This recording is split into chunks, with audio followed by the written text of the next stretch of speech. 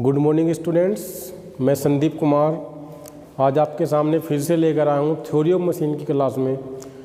Students, last lecture में हमने discuss किया था जो थ्योरी ऑफ मशीन का हमारा बेसिक कुछ टॉपिक्स है, यानी हमारा सबसे पहला जो यूनिट है इसमें हमने डिस्कस किया था मैकेनिज्म के बारे में। हमने सबसे पहले आपको बताया था कि काइनेमेटिक लिंक क्या होते हैं, काइनेमेटिक लिंक क्या होते हैं। फिर हमने लिंक के बाद आपको काइनेमेटिक पेयर बताया था। काइनेमेटिक पेयर के हमने टाइप भी आपके साथ में डिस्कस किए थे। फिर पेयर के बाद हमने जो है यानी कि आपका इन्वर्जन मैकेनिज्म के बारे में हमने डिस्कस किया था थोड़ा, और हमने लास्ट लेक्चर में आपके साथ में कंस्टेंट मोशन भी डिस्कस किया था कि किस तरह का मोशन होगा। उस मोशन के बेस पे हमने जो काइनेमेटिक पेयर हैं उनको डिस्कस किया था। आज हम डिस्कस करेंगे जो काइनेमेटिक चेन मैंने आपको बताई थी। काइनेमेटिक चेन बनती कैसे थी ये भी मैंने बताया था कि जब फर्स्ट लिंक इस टाइप से कनेक्ट हो लास्ट लिंक से कि वहाँ पे एक हमें आउटपुट मिले, यानी वो इस तरह से एक काइनेमेटिक चेन बनती है। पहले लिंक एक लिंक जो है हमारा ऐड होगा, first link connect to second link and third, इस वे में जब कनेक्ट होंगे तो उसको हम बोलेंगे चेन। सिंपल वे में हम उसको क्या बोलते हैं, चेन। लेकिन जब हम चेन हमने बना दी, हमने जो है आपकी चेन बन गई, जब आपने लिंक इस तरह से आप जोड़ते चले गए सभी लिंक को, एक के साथ एक जोड़ा आपने, और जब फर्स्ट वाला जो लिंक था आपका और लास्ट वाला जो लिंक होगा जब कनेक्ट होगा तो वो बनेगी आपकी काइनेमेटिक चेन इस तरह से। तो कंडीशन क्या रहेगी काइनेमेटिक चेन की। सपोज करो यहाँ पे एग्जांपल है कि फर्स्ट लिंक है, एक लिंक सेकंड है, यहाँ पर ये थर्ड लिंक है, ये फोर्थ लिंक है। ये चार लिंक यहाँ पे इस तरह से कनेक्ट है कि 1 लिंक 2 3 4, चार लिंक है यहाँ पे कनेक्ट है। फर्स्ट वाला सेकंड से कनेक्ट है, सेकंड थर्ड से कनेक्ट है, थर्ड फोर्थ से, और फोर्थ 1 से। तो ये मैंने कहा था कि फर्स्ट वाला लिंक अगर लास्ट वाले लिंक से कनेक्टेड होगा तो ये काइनेमेटिक चेन होगी। अब एक काइनेमेटिक चेन की भी एक कंडीशन होती है कि हम कैसे पता करेंगे कि ये काइनेमेटिक चेन है या नहीं है। इसकी कुछ कंडीशंस हैं, वो मैं यहाँ पे लिख रहा हूँ कि कंडीशंस ऑफ काइनेमेटिक चेन। यहाँ पे हम लिखेंगे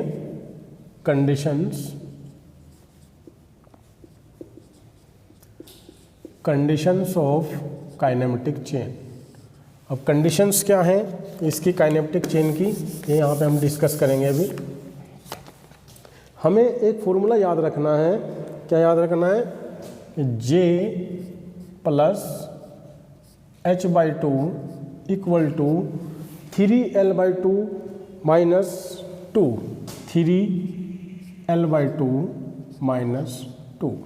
ये कंडीशन हमारी काइनेमेटिक चेन की है, यानी कि ये साइड हमारी LHS होगी, ये राइट हैंड साइड होगी। यहाँ पे J क्या है? Number of joint. H यहाँ पर क्या रहेगा? Higher pair, number of higher pair.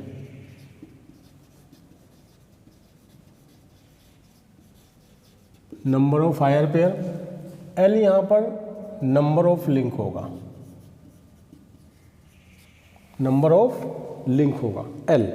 आप सपोज कीजिएगा यहाँ पर मैं यही एक काइनेमेटिक चेन ले लेता हूँ इस तरह की सिंपल। इस काइनेमेटिक चेन में हमने क्या किया कि हमने इस लिंक को, यानी कि यहाँ पे ये लिंक हमें साफ साफ दिख रहा है कि एक लिंक हमारा जो है यहाँ पे फिक्स है, ये लिंक हमारा फिक्स है। ये यहाँ पर इस तरह से हम शो करेंगे 1 2 3 4। यहाँ पर आपके चार लिंक है, यानी L equal to number of link आपके 4 हैं, और J इक्वल टू, J बताया हमने number of joint, number of joint यानी कितने यहाँ पे जॉइंट हैं। जॉइंट का मतलब 1 जॉइंट, 2 जॉइंट, 3 जॉइंट, 4 जॉइंट, यानी हम बाइनरी जॉइंट भी इनको बोल सकते हैं। इस तरह के जो लिंक होते हैं यहाँ पे इनको हम क्या बोलते हैं? Binary joint. तो जॉइंट यहाँ पर कितने हैं? 1 2 3 4, 4 यहाँ पर जॉइंट है। एच यहाँ पर कितने हैं, एच यहाँ पर, एच क्या है, हायर पेयर। मैंने जब आपको काइनेमेटिक पेयर पढ़ाया था तो वहाँ पे लोअर पेयर और हायर पेयर आपके साथ में डिस्कस किया था कि लोअर पेयर हम वहाँ पे काउंट करेंगे जहाँ पर आपका कोई भी दो लिंक जो हैं आपस में इस तरह से कनेक्ट होंगे कि उनके बीच में सरफेस कॉन्टैक्ट होगा। अगर दो लिंक के बीच में एक पेयर बन रहा है, लिंक आपस में पेयर कब बनेंगे, जब फर्स्ट लिंक जो है सेकंड लिंक से कनेक्ट होगा और ये आपस में क्या करेंगे, मोशन कर सकें, एक मोशन इस तरह से कर सकें कि ये इसके रेस्पेक्ट में मोशन कर सके, ये इसके रेस्पेक्ट में मोशन करे। इस तरह से मैं इसको कनेक्ट करूं इस तरह से, तो लोअर पेयर कहाँ पर होगा, जहाँ पर सरफेस कॉन्टैक्ट होगा। सरफेस कॉन्टैक्ट मैंने बताया था, तो वहाँ पर क्या होगा, लोअर पेयर, और पॉइंट कॉन्टैक्ट वहाँ पर क्या होगा, हायर पेयर। अब लोअर जो पेयर होगा कहाँ पर होगा, जैसा मैंने आपको बताया था लास्ट लेक्चर में कि लोअर पेयर, जैसे कि ये कोई रोलर है, ये रोलर जो है इस तरह से रोल करता हुआ जा रहा है, ये रोलर इस तरह से रोल करता हुआ जाएगा, तो यहाँ पे एक ये जो यहाँ पे पेयर बनेगा, यहाँ पे लोअर पेयर बनेगा इस तरह से, ये क्या करेगा, लोअर पेयर, ठीक है। यानी कि यहाँ पे लोअर पेयर नहीं होगा, यहाँ पे हायर पेयर बनेगा, पॉइंट कॉन्टैक्ट है यहाँ पर जो है क्या है, पॉइंट कॉन्टैक्ट है रोलर के और इसके बीच में, यहाँ पर क्या बन रहा है, हायर पेयर बनेगा। लोअर पेयर जैसे कि ये आपका स्लाइडर है और ये कोई सरफेस है, इस सरफेस के ऊपर ये स्लाइडर ऐसे मूव कर रहा है रैम के टाइप में, ये ऐसे ऐसे मोशन करेगा, तो यहाँ पे सरफेस कॉन्टैक्ट है दोनों के बीच में, इस लिंक के बीच में और इसके बीच में सरफेस कॉन्टैक्ट है, यानी यहाँ पे सरफेस कॉन्टैक्ट है। तो इस तरह से यहाँ पे क्या है, लोअर पेयर है। और यहाँ पे भी लोअर पेयर हम क्यों बोलेंगे, यहाँ पे हायर पेयर क्यों नहीं है, एक हिसाब से हम देखें J equal to number of lower pair भी होता है कि लोअर पेयर कितना है, हम जे को क्या बोल सकते हैं, नंबर ऑफ लोअर पेयर, यानी जॉइंट को हम नंबर ऑफ लोअर पेयर भी बोल सकते हैं। और हायर पेयर कब बोलेंगे, जब यहाँ पर पॉइंट कॉन्टैक्ट होगा, लेकिन यहाँ पर पॉइंट कॉन्टैक्ट नहीं है, ये यहाँ पर लिंक जो है आपस में इस तरह से कनेक्ट है कि ऐसे यहाँ पे कनेक्ट है, ये ऐसे मोशन कर सकता है, तो यहाँ पे सरफेस कॉन्टैक्ट है, तो हायर पेयर यहाँ पर 0 है। तो जब हम ये इन सब की वैल्यू यहाँ फॉर्मूले में पुट करेंगे तो हमें पता चलेगा ये काइनेमेटिक चेन है या नहीं है। अब हमने पुट किया यहाँ पर इसकी वैल्यू, एल की वैल्यू यहाँ पे पुट करेंगे इस तरह से कि जे यहाँ पे हमारा 4 है, एच 0 है, ये 2 है, और इक्वल टू ये 3, एल की वैल्यू 4 है, ये 2 है और ये 2, यहाँ पे कैंसिल आउट करेंगे तो 2 से 4 कैंसिल होगा, 2 होगा, तो यहाँ 6 माइनस 2 4 आएगा और इधर भी 4 आ जाएगा, तो यहाँ पे इक्वल आ गया। तो इक्वल आ गया तो यहाँ पे इसका मतलब ये है कि ये काइनेमेटिक चेन है, ठीक है। अभी मैंने आपके साथ में डिस्कस किया है कि कंडीशन हम देख रहे हैं काइनेमेटिक चेन की, मैंने अभी बताया कि अगर इक्वल आया है तो काइनेमेटिक चेन है। अब इसका ये केस फर्स्ट बनता है, यहाँ पे हम केस फर्स्ट के रूप में यहाँ पे हम लिख सकते हैं इस तरह से, हम ये क्या लिख सकते हैं, ये लिख सकते हैं इसके केस फर्स्ट के रूप में, इस तरह से मैं यहाँ पे आपको दिखा दे रहा हूँ कि अगर j plus h/2 equal to 3l/2 minus 2 आता है, अगर ये इक्वल है, अगर ये दोनों इक्वल रहता है तो यहाँ पर ये क्या है, काइनेमेटिक चेन है, काइनेमेटिक चेन है।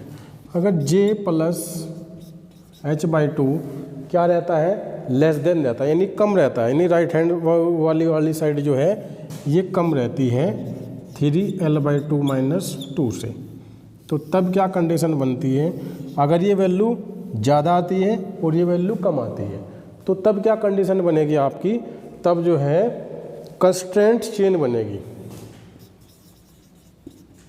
हम क्या लिखेंगे तब, कंस्ट्रेंट चेन, ठीक है, यानी not desired output, not desired output होगा। अगर यहाँ पर j plus h/2 greater than 3l/2 minus 2 रहता है तो इस कंडीशन को हम क्या बोलते हैं, फ्रेम, यानी कि फ्रेम स्ट्रक्चर, फ्रेम स्ट्रक्चर। इस कंडीशन को हम क्या बोलते हैं? फ्रेम स्ट्रक्चर बोलते हैं। यहाँ पर नो रिलेटिव मोशन कहेंगे हम, नो रिलेटिव मोशन। अगर यहाँ पर गैप जो है, गैप यहाँ पर जो गैप है, इनके बीच में जो डिफरेंस आएगा इस तरह से, ये वाला साइड जो है हमारी लेफ्ट हैंड साइड ज़्यादा रहती है। अगर इन दोनों के बीच में जो गैप है 0.5 से ज़्यादा है, अगर 0.5 से ज़्यादा रहेगा तो हम इसको बोलते हैं सुपर स्ट्रक्चर। हम इसको क्या बोलते हैं? सुपर स्ट्रक्चर बोलते हैं। 3 कंडीशन मैंने यहाँ पे आपको बताई हैं। पहली कंडीशन कि अगर इक्वल रहता है तो काइनेमेटिक चेन है। अगर ये ज़्यादा है, RHS वाली साइड में वैल्यू ज़्यादा है तो कंस्ट्रेंट चेन कहलाएगी, ये काइनेमेटिक चेन नहीं कहलाने की। कब कहलाएगी? जब इक्वल वैल्यू आएगी। और अगर ये ग्रेटर देन है, लेफ्ट हैंड साइड वाली वैल्यू ग्रेटर देन आ रही है, तो इसको हम बोलेंगे फ्रेम स्ट्रक्चर। अगर गैप यहाँ पर 0.5 से ज़्यादा है तो सुपर स्ट्रक्चर हम यहाँ पे कहेंगे इसको। ठीक है स्टूडेंट्स, हम इसको क्या कहेंगे? Super structure. एग्जाम्पल, अगर यहाँ पर ये 6 होता, अगर यहाँ पर वैल्यू 6 आ जाती तो क्या होता? सुपर स्ट्रक्चर हो जाता। 0.5 से ज़्यादा है। अगर 4.4 रहता, 4.5 रहता तो 0.5 के अंडर में है, सुपर स्ट्रक्चर कब कहेंगे? जब 0.5 से ज़्यादा गैप रहेगा तो क्या रहेगा? Frame structure. 0.5 तक फ्रेम स्ट्रक्चर रहेगा इस तरह से। जैसे एग्जांपल अगर मैं यहाँ पे लूँ, एक एग्जांपल, ये यहाँ पे एक इस तरह से काइनेमेटिक हमारी चेन है, यहाँ पे ये लिंक एक फिक्स है। अब यहाँ पे हम इसकी कंडीशन बताएंगे कि काइनेमेटिक चेन है या नहीं है या क्या है। तो हम क्या करेंगे? सबसे पहले हम देखेंगे कि यहाँ पे लिंक कितने हैं। लिंक 1 2 3, 3 यहाँ पे लिंक है। जे कितने हैं? जॉइंट 1 2 3, जॉइंट में यहाँ पे 3 है। हायर पेयर यहाँ पर 0 है। तो कंडीशन रखेंगे हम वही, j + h/2 = 3l/2 - 2। तो j की वैल्यू कितनी है? यहाँ पर 3 है, h/2 यानी 0 आ जाएगा। और इस साइड को रखेंगे 3l/2, 3 × l की वैल्यू है 3, यहाँ पे 2 और ये 2, तो ये वैल्यू कितनी आएगी? 9 को डिवाइड करेंगे 4.5 आएगा, 2 आएगा, 3 इक्वल में चल ही रहा है हमारा, तो यहाँ पे कितनी वैल्यू आएगी? 2.5। तो गैप जो है यहाँ पे 2.5 ही है और ये ज़्यादा वैल्यू है, तो यहाँ कंडीशन हमारी ये फॉलो हो रही है। इसको क्या बोलेंगे? फ्रेम स्ट्रक्चर, यानी एक स्ट्रक्चर है। यहाँ पे क्या है? काइनेमेटिक चेन नहीं है। इस तरह के बहुत सारे क्वेश्चन हम डिस्कस करेंगे आपके साथ में, बुक में भी हैं। यहाँ पे निकालना होता है फ्रेम स्ट्रक्चर। जैसे कि एक एग्जांपल मैं और ले रहा हूँ यहाँ पे आपके साथ में, इसका स्क्रीनशॉट ले लीजिएगा, इसको नोट करिएगा, फिर इसको हम रफ कर दे रहे हैं। जैसे एक एग्जांपल है कि यहाँ पे ये है, इस तरह से कोई डायग्राम दिया है, ये एक डायग्राम दिया है इस तरह का।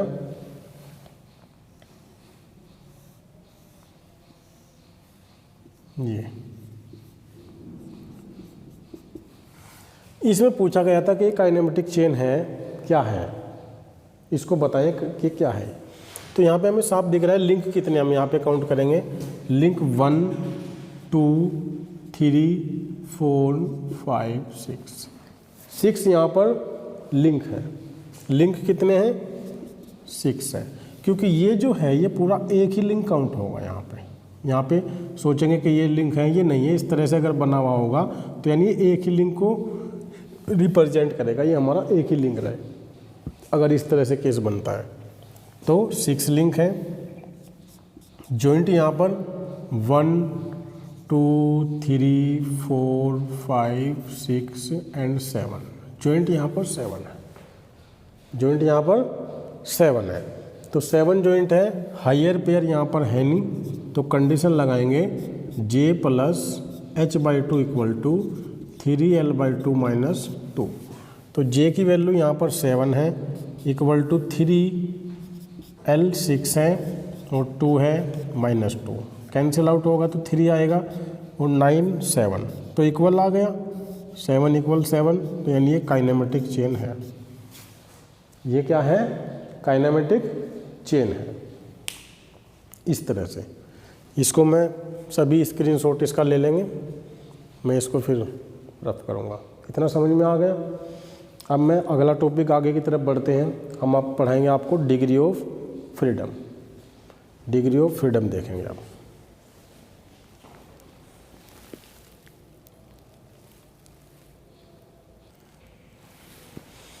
स्टूडेंट्स, जो डिग्री ऑफ फ्रीडम है मैं बात कर रहा हूँ आपके साथ में, डिग्री ऑफ फ्रीडम सभी लिखेंगे, degree of freedom. Degree of freedom है क्या?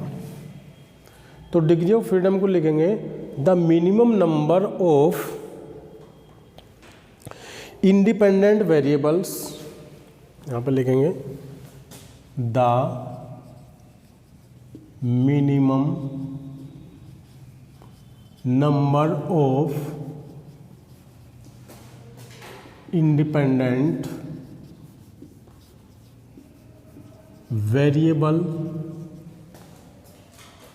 वेरिएबल्स और parameters. The minimum number of independent variables और parameters required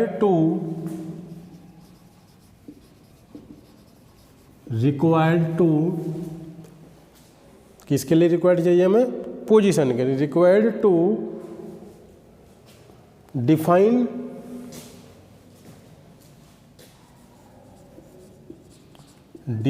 the position. Required to define the position. The minimum number of independent variables और parameters required to define the position और motion of the system. Position और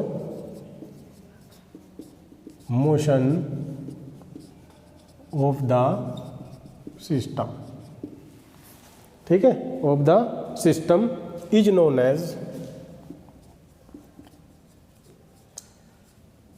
as degree of freedom. इसको हम क्या कहते हैं? Degree of freedom. यानी कोई भी हमारा ऑब्जेक्ट है या कोई भी हमारा सिस्टम है, उसकी पोजीशन या उसका मोशन ज्ञात करने के लिए जो हमें इंडिपेंडेंट वेरिएबल होंगे या जो पैरामीटर्स होते हैं, उनकी रिक्वायरमेंट ही हमारी क्या होती है, कितनी रिक्वायरमेंट है, उनकी क्या है, हमें किसके लिए रिक्वायर्ड होते हैं, पोजीशन के लिए या मोशन ज्ञात करने के लिए। तो वही हमारे क्या होते हैं, डिग्री ऑफ फ्रीडम होता है। समझ में आई बात इतनी? तो ठीक है। अब देखो, जैसे यहाँ पे सभी को पता है कि ये दो एक्सिस होती हैं, एक्स और वाई, और ये जेड डायरेक्शन में 3D रोटेशन ये होगा हमारा 3D मोशन। अब 3D मोशन में अगर मैं यहाँ पे देखूँ कि यहाँ पे कोई ऑब्जेक्ट है, ये कोई ऑब्जेक्ट है इस तरह से, इसका मैं 3D डायग्राम बना रहा हूँ, यहाँ पे 3D डायग्राम है। अब इस ऑब्जेक्ट में कितने मोशन हो सकते हैं फ्री स्पेस में? ये ऑब्जेक्ट फ्री स्पेस में कितने मोशन कर सकता है, ये यहाँ पे हम देखेंगे।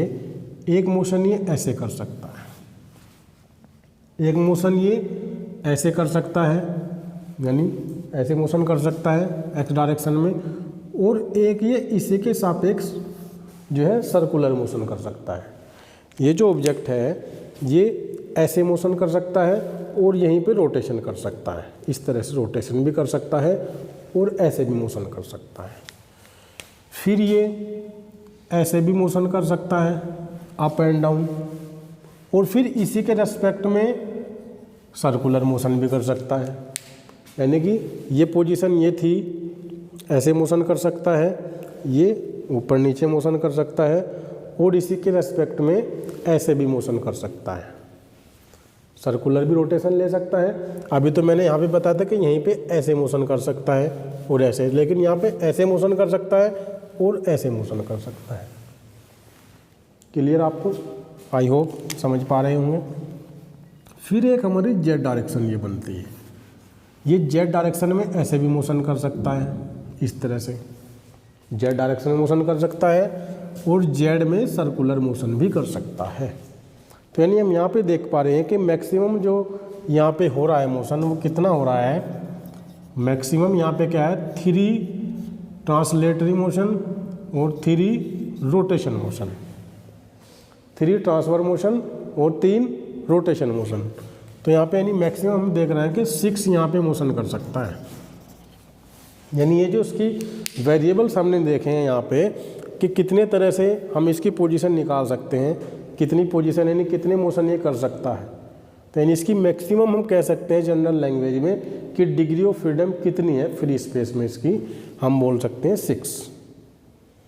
मैक्सिमम डिग्री ऑफ फ्रीडम कितनी होगी, 6 होगी, क्योंकि हमने फाइंड आउट अभी किया है एक एक चीज़ कि हमने कितने मोशन यहाँ पे फाइंड आउट करें हैं, 6 मोशन करें हैं।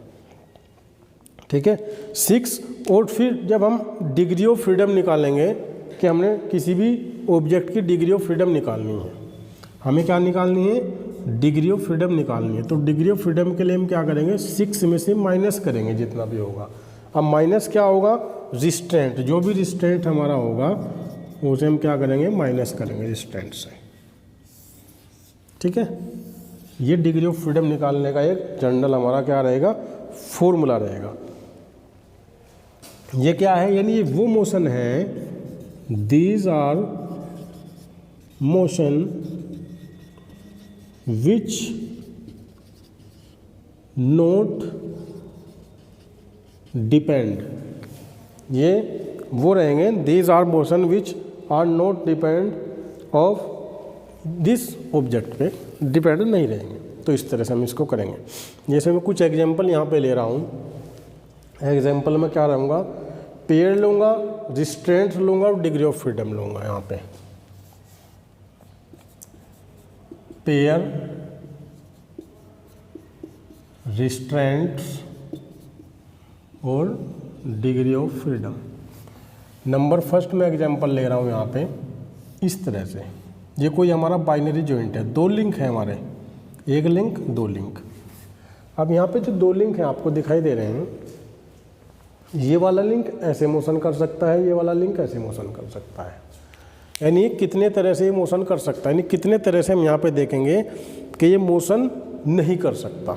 रिस्ट्रेंट का मतलब कितने तरह से ये मोशन नहीं कर सकता। ये अभी सपोज करो कंपाक्स हमारा जो होता है, कंपाक्स होता है, पुरकार पेंसिल का यूज करते हैं ऐसे इस तरह से, तो कितने मोशन कर सकता है इस तरह से, एक ये ऐसे मोशन कर सकता है, ऐसे मोशन कर सकता है, सिर्फ यही मोशन कर सकता है।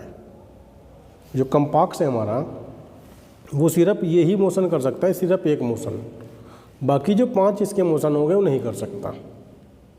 यानी रिस्ट्रेंट मोशन यहाँ पर कितने होंगे इसके, ये ट्रांसलेटरी मोशन यानी रोटेशन मोशन नहीं कर सकता एक भी, ना ये ऐसे रोटेट कर सकता, ना ऐसे रोटेट कर सकता, और ना ही जेड डायरेक्शन में रोटेट कर सकता। तो 3 यहाँ पे क्या रहेंगे आपके, ट्रांसलेटरी मोशन और 2 रोटेशन मोशन यहाँ पे। तो टोटल इसके रिस्ट्रेंट मोशन कितने हैं, 5। तो इसकी जो डिग्री ऑफ फ्रीडम हम निकालेंगे वो 6 - 1 5 = 1। यानी इस तरह का जो केस होगा उसकी डिग्री ऑफ फ्रीडम कितनी रहेगी, 1 रहेगी। अब देखो, जैसे सेकंड हम एग्जांपल ले रहे हैं, ये कोई सरफेस है, ये सरफेस है इस तरह से, इस सरफेस पर ये कोई गोला रखा है, इस सरफेस पर मैं इस तरह से इसको बनाऊंगा, इस सरफेस पर ये गोला रखा है, ये गोला है, ये सरफेस पर गोला रखा है। अब ये जो कोई भी हमारा रोलर है, यानी इस तरह का रोलर है, ये कितने मोशन कर सकता है। सपोज करो मैं एग्जांपल के लिए यहाँ पे क्या लूँ, ये मैं प्लेन ले रहा हूँ, यहाँ पे मैं कोई गोली रखूँ इस तरह से, कोई गोली भी है नहीं मेरे पास, मैं आपको दिखाता कि गोली रखूँ यहाँ पर, और वो गोली इस पे प्लेन पर ऐसे भी मूव कर सकती है, ऐसे भी मूव कर सकती है, ठीक है, ऐसे भी मूव कर सकती है और ऐसे भी मूव कर सकती है। जब ऐसे मूव करेगी तो रोलर करके भी ऐसे जा सकती है, और इधर मूव करेगी तो ऐसे रोल करके भी जा सकती है, और एक ही एक्सिस पर ऐसे भी रोटेशन कर सकती है। यानी 5 तरह से मोशन यहाँ पे इसमें हो सकता है। यहाँ पे 5 तरह से क्या है मोशन हो रहा है। तो मोशन सिर्फ क्या नहीं होगा, इसमें एक मोशन नहीं होगा, ये जो रोलर है जो गोला है ऊपर नीचे नहीं जा सकता, बाकी ऐसे भी जा सकता है, ऐसे भी जा सकता है, रोल भी कर सकता है और यहीं का इसी एक्सिस पर ऐसे रोटेशन भी कर सकता है। तो यानी इसमें रिस्ट्रेंट मोशन कितना रहेगा, एक ट्रांसलेटरी मोशन इसमें क्या रहेगा, रिस्ट्रेंट मोशन रहेगा।